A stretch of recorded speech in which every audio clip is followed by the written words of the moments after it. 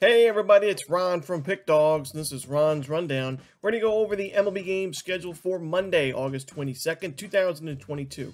Now, if you like what you see, make sure to give this video a big thumbs up and subscribe to our channel. Helps us out a ton. And don't forget to put your baseball picks in the comments section below. Now, if you're looking for my best bets, you can find those at the Premium Picks tab at pickdawgz.com. Of course, I'm always running my $15 MLB best bets. You can check that out at Pickdawgz Premium. And you can also use the code AUG15, that's AUG15, to save 15% at checkout. Alrighty, here we go. Here are the games for Monday, August 22nd.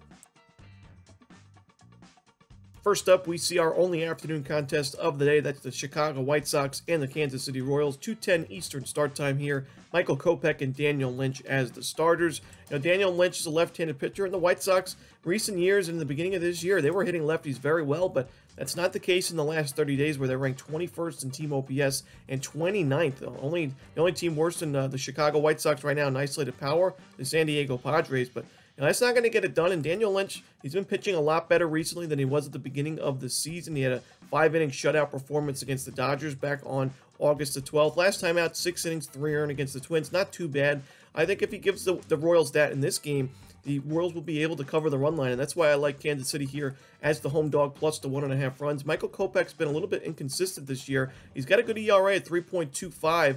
However, 98 strikeouts and 110 2/3 innings. That's a little bit concerning for a guy that was more of a strikeout-dependent pitcher in years past. He's got really good stuff, and we've seen him be able to miss a lot of bats in certain spots. We saw back on August 12th, only a couple starts ago, 11 Ks through 6 innings against the Tigers, but in his most recent outing against the Houston Astros, 6 innings, 3 earned runs, 5 hits, 2 walks, and only 2 strikeouts.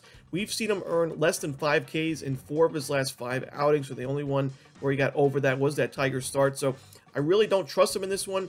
I do think the Royals get to him for a few runs here. They had 2 homers against him in the last time they faced him. I'm going to take the Kansas City Royals here, plus the 1.5 runs at home. Next up, we see the Subway Series in the Bronx. It's the New York Mets and the New York Yankees. We're going to see Max Scherzer and Domingo Germán as your projected starters. Now, I don't know how many times I've said it this year, but I like the New York Yankees plus the 1.5 runs at home.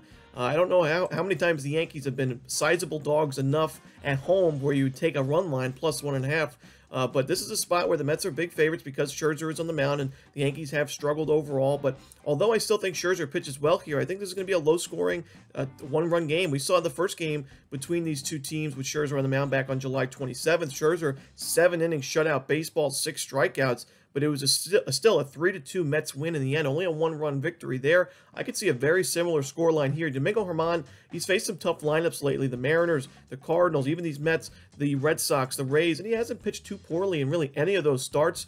His last start against the Rays, he gave 3 earned and 4 2/3 innings, but he had 6 strikeouts, and we've seen him earn 10 Ks in his last 10 2/3 innings. So this is a really tough spot for the Mets here as they've played a lot of baseball recently. They had a doubleheader against the Phillies. Their bullpen has been used quite a bit as the games against the Atlanta Braves, going in and out of rain delays, starting pitchers needing to get scratched and injured. They had to bring up pitchers from the minor league.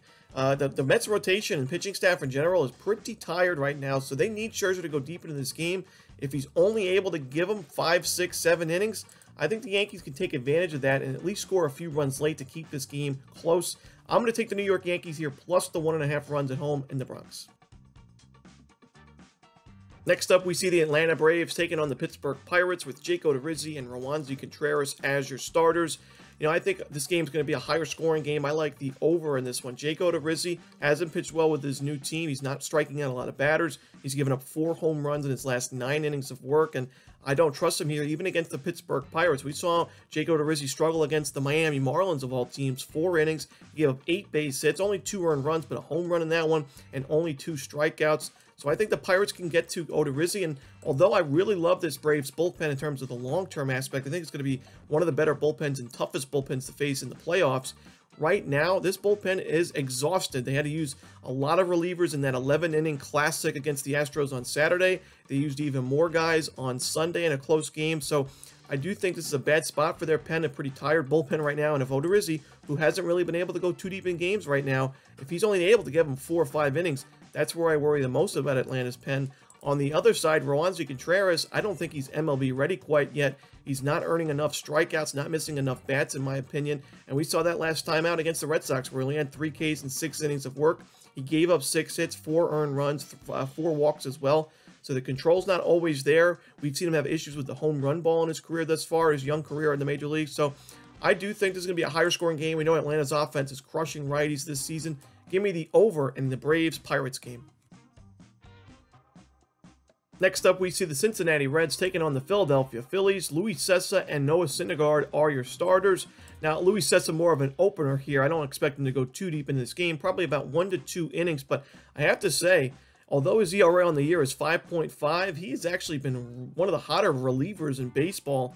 He hasn't given up a single earned run since July 4th against the New York Mets. He's made a couple appearances against the Phillies. He made an appearance against the Phillies last time out. 2 innings, no runs. He gave up no walks as well, no hits. It was a perfect 2 innings for him, and I think he pitches pretty well in the beginning of this game, enough to keep the Phillies bats down. I don't love this Reds bullpen, but I still think the Philadelphia Phillies are going to be a little bit tired after that Mets series. We saw a doubleheader on Saturday. We saw a game that got into a rain delay on Sunday, and a game that got extended for quite a long time. So I think the bats are a little bit sluggish for Philadelphia. I think Noah Syndergaard has a good start here for the Phillies. He may not be as pitching as dominant as he was when he was with the Mets, but I think he's good enough here. Sub 4 ERA, this season. He pitched well against the Reds last time out. 7 innings, 3 earned runs, 6 strikeouts. I like the fact that he was able to miss a lot of bats in that game. So I think this is going to be a low-scoring game. I lean towards the Phillies, but they're huge moneyline favorites here, and I really don't want to lay the run line either with them, especially after their tiring games on the weekend. Give me the under in this one between the Reds and Phillies. Next up, we see the Los Angeles Angels taking on the Tampa Bay Rays. We're going to see Tucker Davidson and Jeffrey Springs, 2 lefties going at it in this one. Now, the Tampa Bay Rays don't have the best numbers against lefties offensively in the last month, but Tucker Davidson is really struggling on the mound with his control. His ERA is at 6.75. He's given up a lot of walks this year. His last start was probably his best so far this season against the Minnesota Twins, but he still gave up a home run. He gave up a walk, a couple earned runs as well, a couple of base hits early on, and only 3 strikeouts through 6 innings of work. The Tampa Bay Rays, although they don't have the best numbers against lefties, they still have a top 10 highest walk percentage against those lefties at 9.2% as a team. So I think they can take advantage of Davidson if he is a little wild in this start. On the other side, the Angels are not doing much offensively, even with Mike Trout back in the lineup.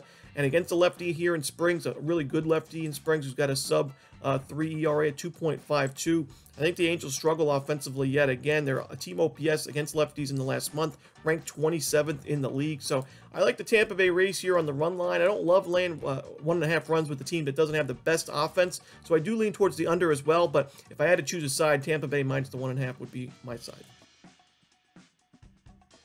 In our next ball game, we see the Texas Rangers taking on the Minnesota Twins. This is going to be the 4th game of this series. Cole Ragans and Sonny Gray are your starters. Now, we've seen Cole Ragans have back-to-back struggling outings against the Oakland Athletics and the Houston Astros. Last time against the A's, 5 innings, 3 earned runs, 2 homers, only 3 strikeouts. The previous start against the Astros, even worse numbers, 4 in the 3rd inning, 6 hits, 5 earned, and 2 home runs. The big thing for me, not striking out a lot of batters, walking a lot of batters, and giving up 4 homers in your last 9 of the 3rd innings. The Minnesota Twins are a very powerful lineup, and although their offense hasn't been the greatest in this series thus far, I still think they'll be able to get to Ragans here. And Sonny Gray pitching well for his new club this year in the Minnesota Twins, a 3.11 ERA. His last start against the Kansas City Royals, 6 innings of shutout baseball with 10 strikeouts, and he's had a much better numbers at home this year with a 3.08 ERA at home. 49 2/3 innings, but 60 strikeouts. He's got way more strikeouts at home this year. I like him to miss some bats in this spot. I like the Minnesota Twins here to earn a big win here. I'll lay the 1.5 runs with Minnesota.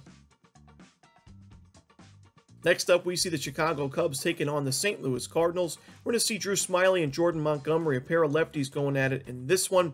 Now, the Cubs they're playing good baseball, I will say. They're not going to make the playoffs in 2022, but they have actually won their last 5 series, including the series this weekend against the Brewers. Now, they played mostly weak teams other than the Brewers, the Reds, the Marlins, the Nationals. They won a game in Camden Yards in that makeup game against the Orioles, but you know, the Cubs, they're playing good baseball as of late. I just don't love their chances in this particular spot against the Cardinals, who Jordan Montgomery, he's been pitching so well with his new team. He's only given up 1 earned run through his first 3 starts combined, striking out a lot of batters, not really walking a lot of guys, and also hasn't given up a single home run with his new club. The Cubs, I would say, hit righties better than lefties, at least in the last 30 days or so. And the Cardinals, they are just dominating left-handed pitching. They're #1 in team OPS. They're #1 in isolated power against those lefties in the last month. their second lowest strikeout rate, top 10 highest walk rate. So it's tough to beat him, especially with a pitch-to-contact guy like Smiley. I just don't love his chances at Wrigley Field. Give me the St. Louis Cardinals here on the money line. Next up, we see the Miami Marlins taking on the Oakland Athletics. Pablo Lopez and Adam Oller are the starters. You know, Adam Oller's last start against the Texas Rangers, 6 innings, 1 earned run, and 4 strikeouts.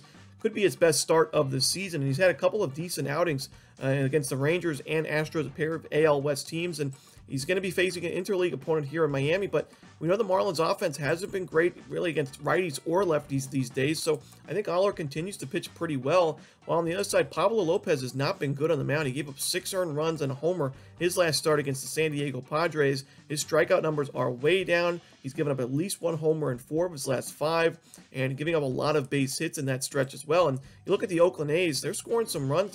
They were competitive in that Mariners series. They're 8th in isolated power against righties in the last month, top 15 in team OPS. So I like the Oakland A's here, and we're getting plus money with them because of Lopez. You look at the ERAs right now, Lopez 3.83, Oller 6.63, but these are two pitchers in opposite directions right now.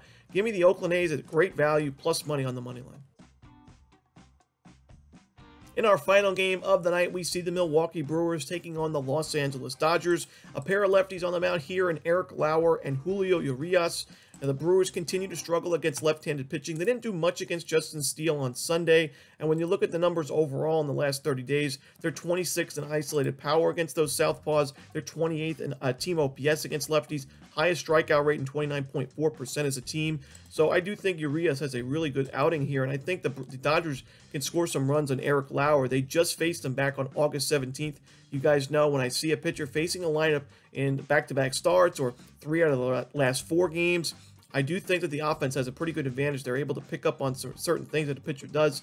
And Lauer gave up already 2 home runs in his last outing against these Dodgers. They were both solo home runs, so he didn't really get burnt by those. But 7 strikeouts, that's good. But the 2 homers and 3 walks in 7 innings, that is concerning. We know Lauer's a power pitcher. He's going to be able to miss those bats, but he's also going to run the risk of giving up home runs. He's already given up 24 this season. He's already walked 45 batters this year. I think the Dodgers, if they can get a few runners on base via the walk, hit a couple homers as well, that should be enough for a run line cover. I'm going to take the Los Angeles Dodgers here and lay the 1.5 runs at home to end the night.